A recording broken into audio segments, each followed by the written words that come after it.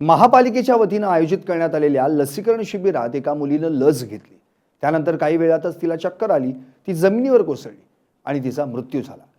कोणाला विश्वासही बसणार नाही अशी घटना समोर आली आहे। काय आहे हे नेमकं प्रकरण? कोणती होती ही लस आणि कशामुळे झाला तिचा मृत्यू? पाहूयात या व्हिडिओतून। नमस्कार, मी संदीप आणि तुम्ही पाहताय LS मराठी। नाशिक शहरातल्या सिडको परिसरातील खुटवडनगर भागात दक्षिणमुखी संकटमोचन हनुमान मंदिराच्या परिसरात नाशिक महापालिकेच्या आरोग्य विभागाच्या वतीनं नियमित लसीकरण शिबिराचं आयोजन करण्यात आलं होतं। राष्ट्रीय आरोग्य अभियानांतर्गत शाळा आणि परिसरातील किशोरवयीन मुलामुलींना धनुर्वात म्हणजे टीटी आणि घटसर्पाची प्रतिबंधक लस देण्याचं काम सुरू होतं। अनेक पालक आपल्या मुलांना तिथं घेऊन येत होते। त्याच परिसरात राहणारी 17 वर्षांची श्रावणी अनिल पाटील ही तरुणी सुद्धा लसीकरणाला पोहोचली। तिचे वडील तिला घेऊन दुपारी 12 ते 12:30च्या सुमारास खुटवडनगरच्या त्या लसीकरण केंद्रावर पोहोचले। ती पूर्णपणे चालती बोलती आणि निरोगी अवस्थेत तिथं आली होती। आरोग्य कर्मचाऱ्यानं श्रावणीला धनुर्वात आणि घटसर्प प्रतिबंधक लस दिली। ती लस घेऊन तिथून बाहेर पडली। लस घेतल्यानंतर ती शेजारीच असलेल्या एका दुकानात जात असताना अवघ्या काही मिनिटात अचानक श्रावणीच्या पायातील ताकद निघून गेली। तिचं डोकं प्रचंड गतीनं गरगरू लागलं आणि डोळ्यांसमोर अंधारी आली। काही समजण्याच्या आतच चक्कर आली आणि ती जमिनीवर कोसळली। आजूबाजूचे प्रत्यक्षदर्शी, मेडिकल दुकानदार आणि रस्त्यावरून जाणारे नागरिक धावत तिथं गेले। तिच्या नाकातून रक्तस्राव सुरू झाला होता अशी प्राथमिक माहिती आहे। त्यानंतर तिला उपचारासाठी नाशिकच्या जिल्हा शासकीय रुग्णालयात नेण्यात आलं। एका क्षणात हसती खेळती मुलगी मृत्यूच्या दारात पोहोचली। जिल्हा शासकीय रुग्णालयात तिला नेलं आणि डॉक्टरांनी सांगितलं की रुग्णालयात आणण्यापूर्वीच तिचा मृत्यू झाला। डॉक्टरांनी तिला ब्रॉट डेड घोषित केलं।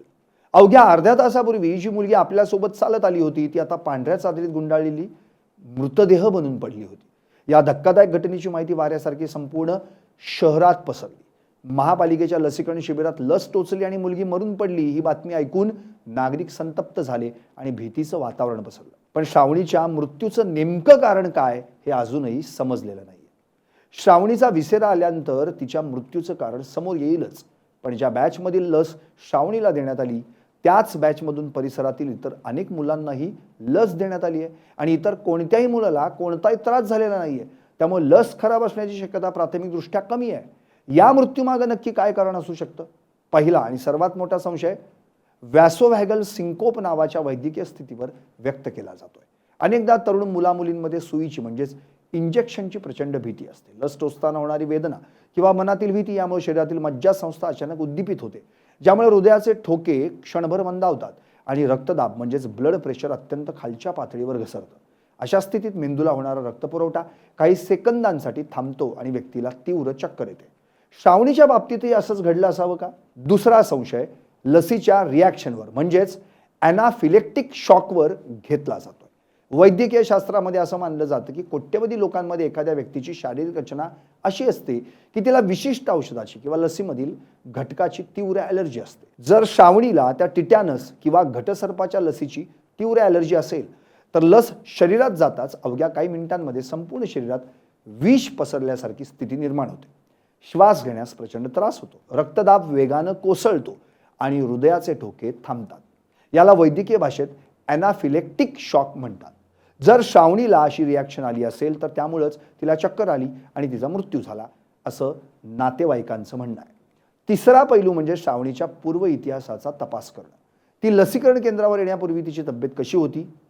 तिनं सकाळी काही खाल्लं होतं की नाही, किंवा तिला आधीपासूनच काही हृदयविकार अथवा इतर छुपा आजार होता का, याचीही माहिती पोलीस गोळा करतात। जर रिकाम्या पोटी किंवा प्रचंड उन्हात ती आली असेल आणि त्यात इंजेक्शनची भीती जोडली गेली असेल तर त्यामुळेच ही दुर्घटना घडली असू शकते। या संपूर्ण गूढ आणि संवेदनशील प्रकरणाचं सत्य शोधण्यासाठी श्रावणीच्या मृतदेहाचं शवविच्छेदन म्हणजेच पोस्टमॉर्टेम करण्यात येतं। प्राथमिक शवविच्छेदन अहवालात डोक्याला लागलेला मार आणि अंतर्गत दुखापत समोर आली असली तरी मृत्यूचं अंतिम कारण अजूनही राखून ठेवण्यात आलंय। डॉक्टरांनी श्रावणीच्या शरीरातील अंतर्गत अवयवांचे नमुने म्हणजेच व्हिसेरा सुरक्षित केलाय। तो रासायनिक विश्लेषणासाठी पुण्याच्या फॉरेन्सिक लॅबमध्ये पाठवण्यात आलाय। या व्हिसेरा अहवालातूनच हे स्पष्ट होईल की तिच्या रक्तात लशीचे काही विषारी घटक किंवा तीव्र रिॲक्शनचे पुरावे आहेत का। दुसरीकडे नाशिक महानगरपालिका आणि राज्य आरोग्य विभागानं या घटनेची अत्यंत गंभीर दखल घेतली। वापरण्यात आलेल्या लशीच्या संपूर्ण बॅचचे नमुनेही तपासणीसाठी प्रयोगशाळेत पाठवण्यात आले। जोपर्यंत या सर्व समित्यांचा आणि फॉरेन्सिक लॅबचा अंतिम अहवाल येत नाही तोपर्यंत श्रावणीच्या मृत्यूचं नेमकं कारण काय होतं यावर शिक्कामोर्तब करणं कठीण आहे. पण या संपूर्ण घटनेनं देशातील आणि राज्यातील लसीकरण मोहिमांच्या सुरक्षिततेबाबत आणि प्रक्रियेबाबत अनेक गंभीर प्रश्न उपस्थित केले. पहिला प्रश्न असा की कोणत्याही लसीकरण केंद्रावर लस दिल्यानंतर रुग्णाला किंवा नागरिकाला किमान 30 मिनिटे तिथंच बसवून ठेवणं बंधनकारक असतं. लस दिल्यानंतर काही रिॲक्शन येते का किंवा चक्कर येते का हे पाहण्यासाठी हा ऑब्झर्वेशन पिरियड अत्यंत महत्त्वाचा असतो. मग श्रावणीला लस दिल्यानंतर तात्काळ बाहेर का जाऊ दिलं गेलं? जर तिला काही मिनिटं तिथंच बसून ठेवलं असतं आणि केंद्राच्या आतच चक्कर आली असती तर कदाचित ती सिमेंटच्या रस्त्यावर आदळली नसती आणि तिचा जीव वाचला असता. महापालिकेच्या कर्मचाऱ्यांनी या नियमाचं पालन का केलं नाही हा मोठा प्रश्न आहे. दुसरा प्रश्न लसीकरण केंद्रांवरील आपत्कालीन वैद्यकीय सुविधांचा आहे. जर एखाद्या मुलाला लसीची रिॲक्शन आली किंवा चक्कर आली तर त्या केंद्रावर तात्काळ प्रथमोपचार करण्यासाठी ॲड्रेनालाईन सारखी जीवरक्षक औषधं आणि ऑक्सिजन उपलब्ध होता का? जर तिथं तात्काळ वैद्यकीय मदत मिळाली असती तर जिल्हा रुग्णालयात नेण्याचा वेळ वाचला असता आणि कदाचित श्रावणी आज आपल्यात असती. नाशिकमधील खुटवडनगर येथील संकटमोचन हनुमान मंदिरासमोरील तो सिमेंटचा रस्ता आज एका कुटुंबासाठी कधीही न भरून निघणारं दुःख देऊन गेला आहे. एका लाडक्या आणि अवघ्या 17 वर्षांच्या मुलीचा असा अचानक झालेला अंत संपूर्ण समाजाला चटका लावून गेला. ही घटना लसीकरणाच्या रिॲक्शनमुळे झाली की केवळ एक दुर्दैवी अपघात होता याचं उत्तर लवकरच सरकारी तपासातून समोर येईल. आता संपूर्ण नाशिककरांचं आणि महाराष्ट्राचं लक्ष फॉरेन्सिक लॅबच्या विसेरा अहवालाकडे लागलंय, जेणेकरून या निष्पाप मुलीला आणि तिच्या कुटुंबाला न्याय मिळू शकेल.